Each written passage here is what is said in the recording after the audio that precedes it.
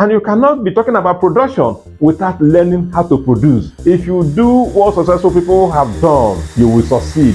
And if you don't, you won't. Has it ever occurred to you, the reasons behind the rate of poverty in many countries of the world, particularly Africa? Well, if it has not occurred to you, just note it down today, what I'm going to say. Because it may help you, it may help me, it may help the African countries, and it may help other nations of the world who are not maybe conscious of the spread of poverty around the world. Now, what am I saying about the spread of poverty unconsciously? If you go through papers, if you go through information media, maybe the internet and all that, you will discover that there is an unconscious actions now that some countries are taking that may lead them to deeper, levels of poverty. For example, some countries today are not mindful of the fact that education stands today as a gateway to prosperity. And therefore, what do? They establish universities all over the place. Some of them are private universities. People of the countries cannot pay fees in such places. So you go to universities and you don't get enough candidates because the fees are high. And the public schools are trying to imitate those private schools too. And why the children of the poor are struggling? Of course, the children of the influential are just finding it easy to go through some of all the schools, whether you call it the private or the public. But again, what do they come out with? For those of them that are having, they have a lot of money to spend. Sometimes they go to these places without coming out with a quality skill.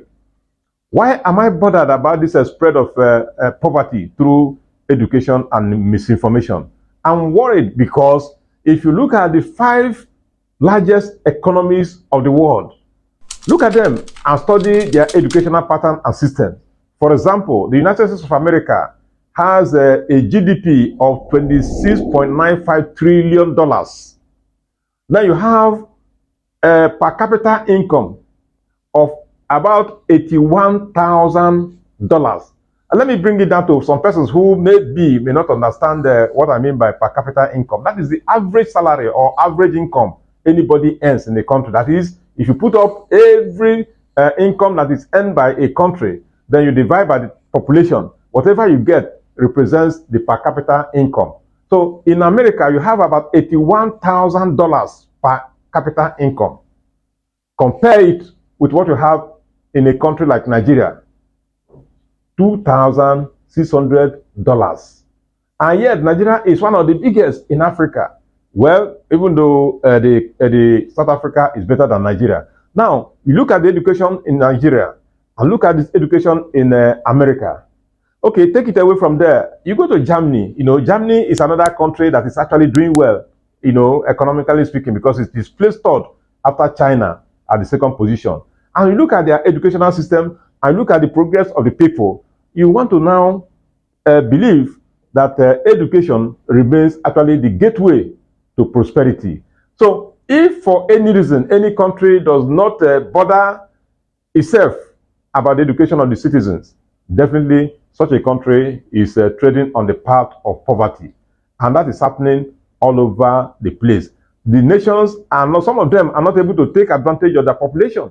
For example, a country like Nigeria that has is the 6th position in terms of population. What has the country now been able to benefit from that vast population? Because the population determines also to a very great extent the economy of a country.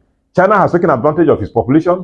India has taken advantage of its population. America has taken advantage of its population. Apart from Japan and perhaps Germany, Germany has about 123 million population, members of the society.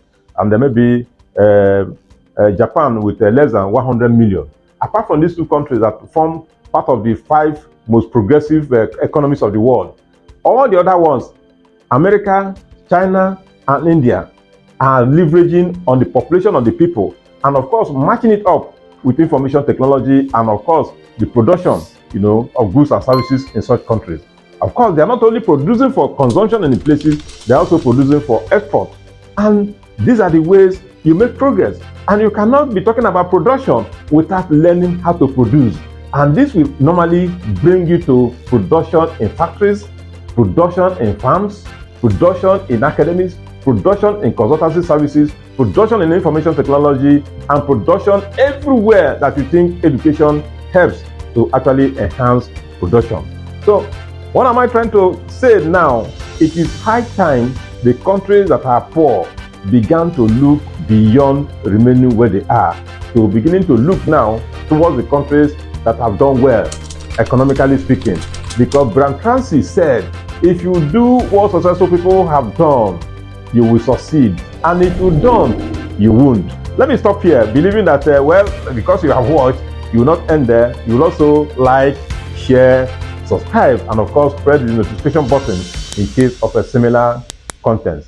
Bye-bye.